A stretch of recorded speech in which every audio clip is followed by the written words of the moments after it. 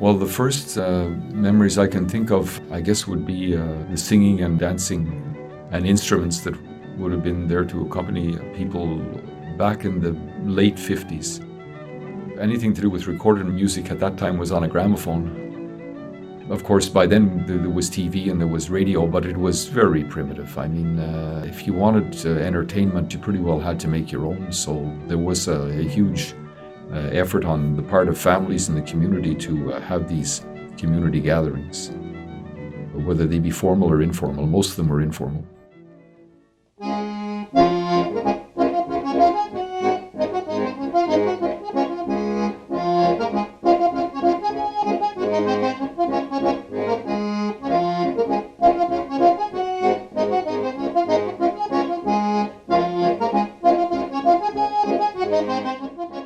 When I was a kid, Valcartier and Shannon, the majority of the populations were Anglophone. So I think that was a major factor, you know. Parties were, there were joint efforts. People would come from both. And Stoneham and St. Catherine's, there was a fair representation of Anglophones in those two also. If you go from Stoneham to Shannon, you're looking at maybe 45 minutes. So it's a fair ways away, and you still had people that knew the same folk songs. So there's something there to be said that, there was a communication between them all.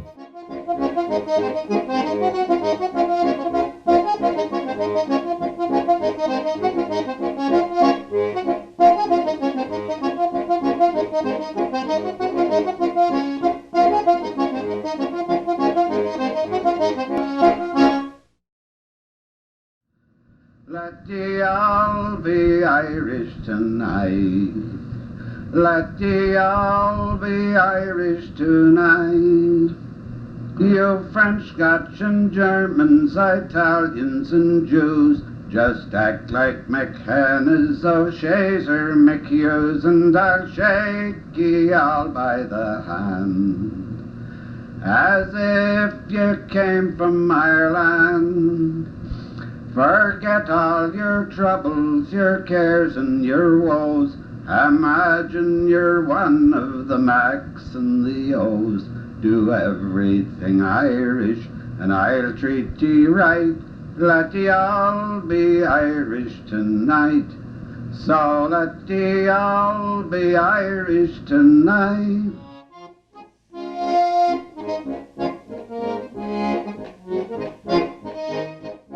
Even before my time, I remember people often talking about the singers that were here in the community that would sing. George Murphy, the King family, a lot of the Kings were great singers where they had an enormous repertoire of songs.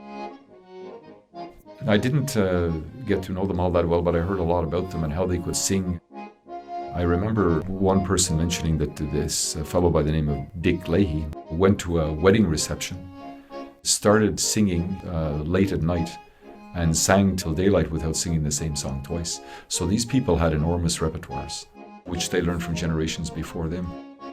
So they had their own songs. It was like, I'm sure in other communities, Irish communities at least, where people would sit around and there would be a sing-song, 10 people in the room, 7 of them could sing, and everybody knew what the other person had as a repertoire. So even if you knew the song, you didn't start it up, you waited on it. It was a matter of courtesy, I guess. You let them sing their songs.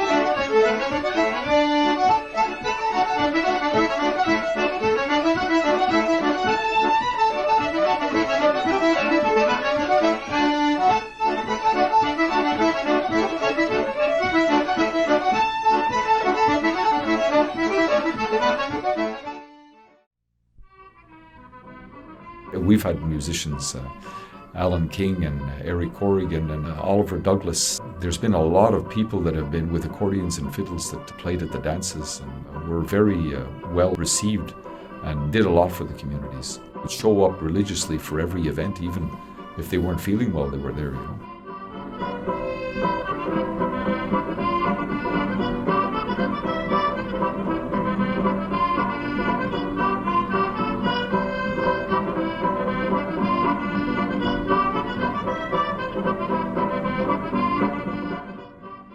On the other side of the river. She was up on the hill. Up on the hill, at an old house. There was 8 of us in the family, and we had an outdoor seat outside in the summertime. That was our pastime. Keith had played the accordion, and we'd sit out on that bench and we'd sing. Her father would play the violin. And father used to play the violin. Oliver Douglas, he was an accordion player and a fiddle player too. Yeah. But when you lived on the hill, you were talking about this little bench out at the back. Yeah. The father would sit out in the evening with the fiddle and play a tune, and then he'd stop, and Oliver lived down below in the valley, and he'd answer him with the accordion. The same tune. Yeah. Billy told me that. Her brother told me that, Billy, yeah.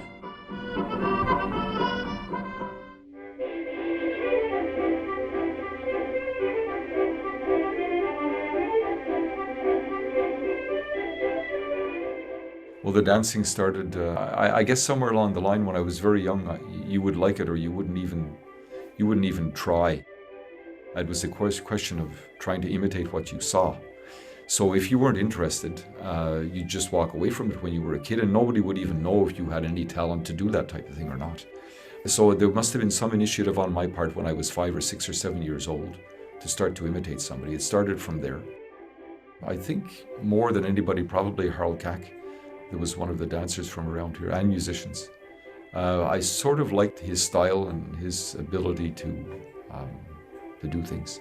So I started imitating him. With regards to real time, I had my own style, which I'm not too sure how that all came about, but it seemed to work for me, so that's what I used.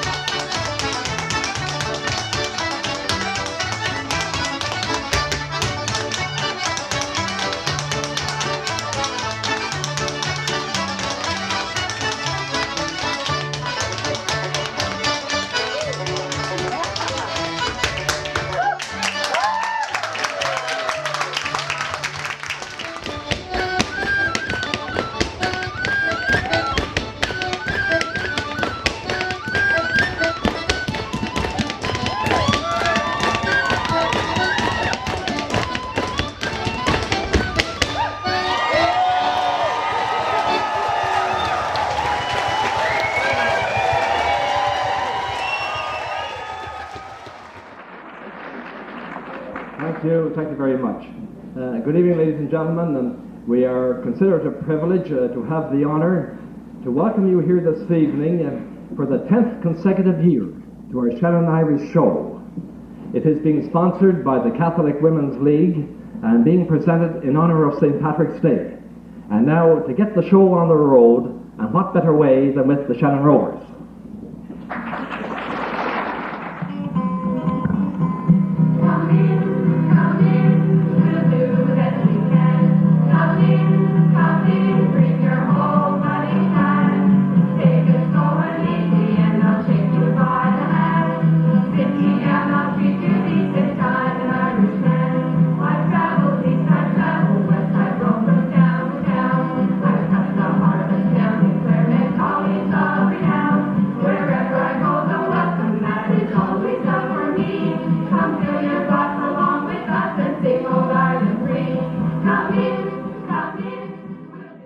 The first 10-15 years of the Shannon Irish Show, the large majority of the people were from Shannon. We had some people that obviously were from out of town, and some of them from Quebec City that were in it for years. Ralph Haberlin, a good friend of mine, who played for me for years, a guitar. We had men in the show playing, as an example, playing the violin that were, if they weren't in their early 80s, they were definitely in their late 70s. Mike Murphy, Vince Kelly, Mike Neville, guitar player, who certainly was in his 80s before he retired. With some families, I've been in 3 generations of shows with them.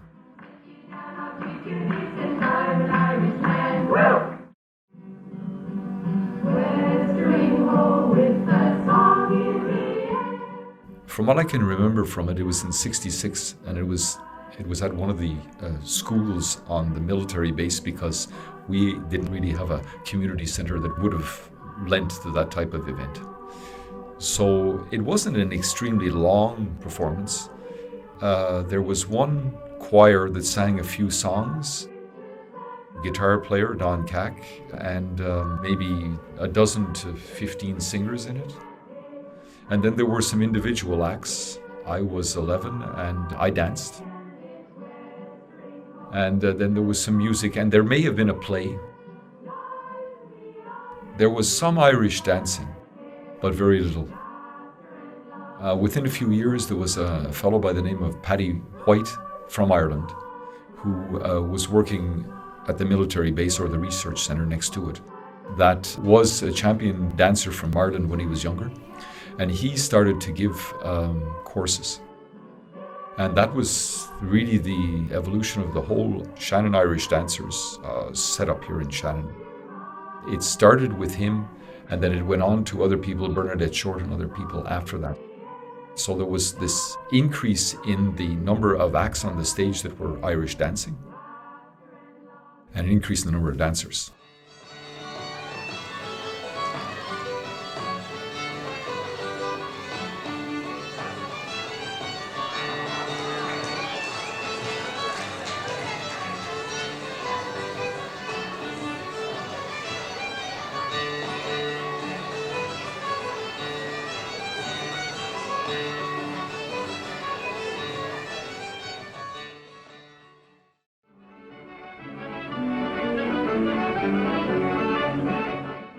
This is where they used to have the parties at Caesar's Palace. Of course, it's been fixed up a bit since then. And we're going in and talking with Brian Smith and Barbara Corrigan about the days back at Caesar's. And so let's go in.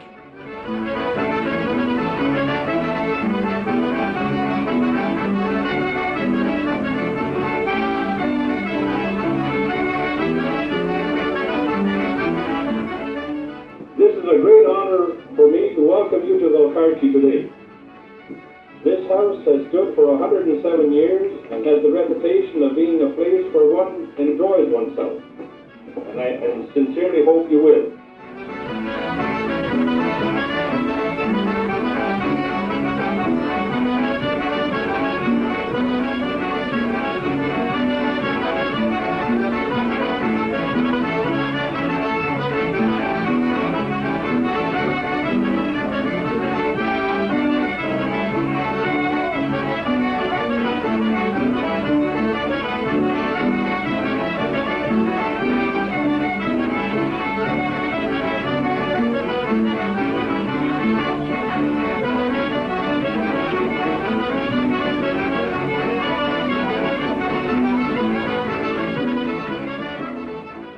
Our home was the scene of much activity. What I especially recall are the many happy times when friends would gather and have parties. There was always a fiddler or an accordion player to furnish music for dancing. I, like most, loved to dance. They were mostly fast dances that could last until the wee hours. A light lunch would be served at midnight, and the dancing would go on.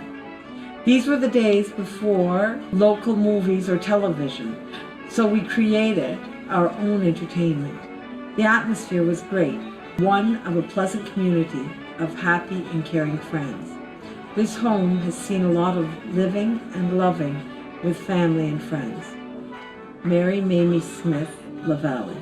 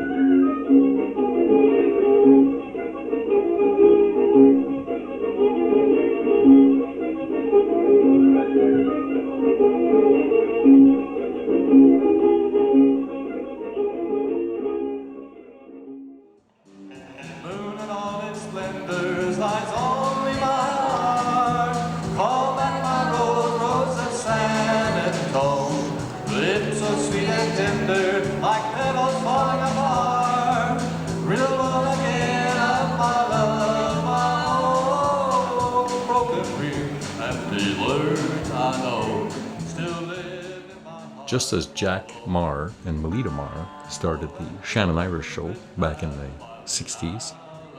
It was Roger Lamont and Marlene Corrigan, obviously with Eric Corrigan on the fiddle and Don Cack, who started the country show in Valcartier Village in 1980 and went all the way to 1997.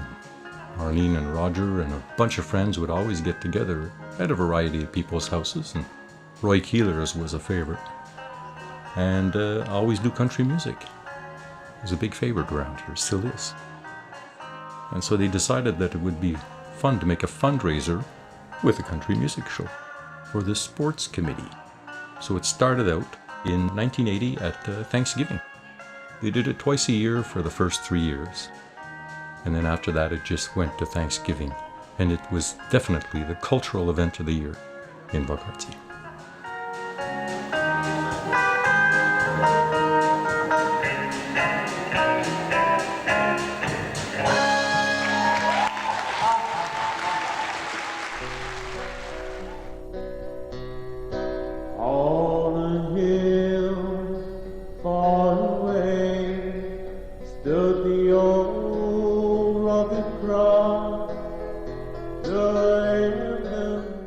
Roger Lamont, bigger-than-life character, sang at church every Sunday.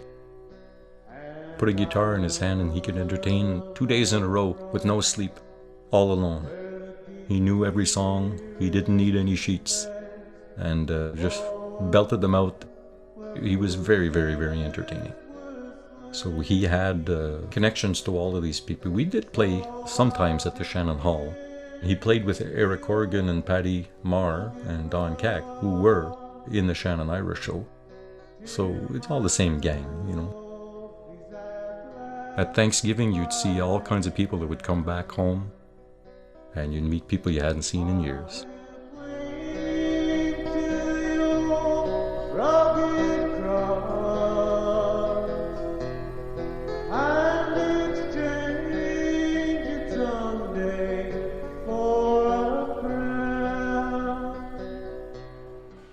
It was made up of a band of musicians to make the house band, and on stage you'd always find Don Cack.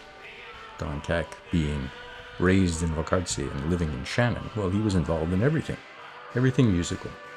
Eric Corrigan, Eric on the fiddle, he'd back anybody up. Paddy Marr on the bass. This guy is amazing on the bass. Ben Dufresne was the drummer, solid drummer. Ben Price on pedal steel, on guitar, guy's from Texas, so I think he knows a thing or two about that type of music, and he always added so much color and flavor. It was fantastic. Danny Stewart, he could play basically any instrument. Then you had obviously the harmonizers, of which you'd have Carolyn Montgomery McCarthy, who had a terrible time following Roger because Roger would not quite follow the script of the songs. He'd make up words as he went along. So she had a great time. Well, I actually played as well. I filled in on the piano because Ben Price would bring his piano, but he'd only play 1 or 2 songs on it. So it was up on stage through the whole show with no one behind it. So I figured, hey, there's black keys, there's white keys. How hard can it be? Roger was really the vehicle for all of it with his wife Susan Robinson. They did so much work, and Roger would always encourage anybody and everybody who wanted to get up on stage and sing a song. So you had a song, just show up, let the band know what you wanted, what key it was in, and you had a fantastic backup band to get you through that song.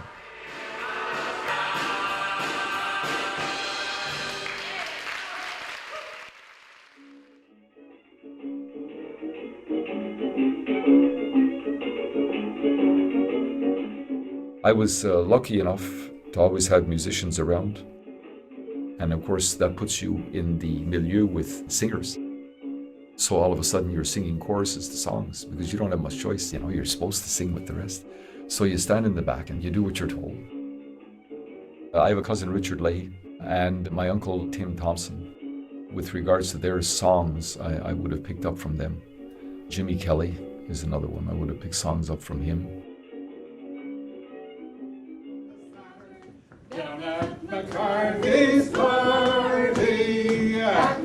Murphy's party, everyone was hearty. Someone hit Maloney on the nose with the handle of a broom. O'Hara swept the room, then a row arose. It was murder. Murphy and his cousin paralyzed a half a dozen. They hit both swift and hearty. Now a number of the boys will never make a noise, 'cause they're lying in the old churchyard. Well, a woman then did try for to pacify, oh Lord, but she was a grand old crater, yelling like a bull. She was beautiful, Madam Tater couldn't imitate her. Opened up her mouth at north, east, west, and south, for all the world like an alligator. Couldn't get it shut, so Murphy stuck his foot down at McCarthy's party. At McCarthy's party, everyone was hearty. Someone hit Maloney on the nose with the handle of a broom. O'Hara swept the room, then a row arose. It was murder. Murphy and his cousin paralyzed a half a dozen. They hit both swift and hearty. Now a number of the boys will never make a noise, 'cause they're lying in the old churchyard. Without their boots on, Lying in the old churchyard. Yay! Whoa! Yes, sir! 5 years ago, last Sunday night, Pat Clancy took a wife. It was little Bridget Dooley who would stick by him for life. And they gave a wooden wedding, the event to celebrate, and calling all his neighbours, his friends, both small and great. Now each one was supposed to bring a present made of wood. Some of the things they brought were bad and some were very good. You'd really think a lumber yard exploded in the room when Clancy gave the wedding made of wood. For there was all kinds of wood brought into the house that night. Hard wood, soft wood, kindling wood to light. Wooden shavings enough to fill a bed were brought to Clancy's house when he was 5 years wed. Now the first one to get there was Clancy's cousin Dan. He brought for a present a Japanese fan. Big Tim Maloney as neat as a pin. He brought a cradle for to rock the baby in. Murphy sent a sawhorse, Cassidy a sleigh. O'Brien sent a cord of wood for which he didn't pay. The Geddes sent a gig of beer to keep the spirits up. And Patton Solo and Sutherland brought a wooden bathtub. There was wood that came from China, wood that came from Spain, wood from Jerusalem across the range of Maine, wood that came from Russia, sent by the Tsar, wood that came from Ireland enough to fill a barn, wood that came from England and wood that came from Wales, wood that came from Scotland and wood that came from jail. They passed around the whiskey and they passed around the ale. The glasses weren't big enough, they used a wooden pail. Everyone was feeling fine, everyone was feeling dry. All was in their glory and their glory it was high. Someone asked Clancy, would he sing a song? Clancy said he would, but his voice was gone. Big Tim Maloney then he gave a recitation. It was all about the kind of wood and brew in every nation. Behold such a racket, there's a I can't keep it sung. O'Brien called Maloney then an educated bum. Up jumped Maloney and he hit him such a whack. He raised up a lump in the middle of his back. That was the signal and they all began to fight. The women hollered murder and they said it wasn't right. Murphy threw the poker and he hit O'Houlihan. O'Brien threw the kettle and he threw the frying pan. Patton stole a small kicking through the window door. O'Brien sat down on a red hot stove. All kinds of wooden birds flying through the air. Brady hit O'Grady with the rubber of a chair. Murphy grabbed Sullivan, threw him on the bed. Stabbed him with a clothespin and left him there for dead. The police caught 25, 30 got away. Brought them all before the judge the very next day. The judge looked them over as before they stood. He gave them 60 days of jail, and now they're all song wood.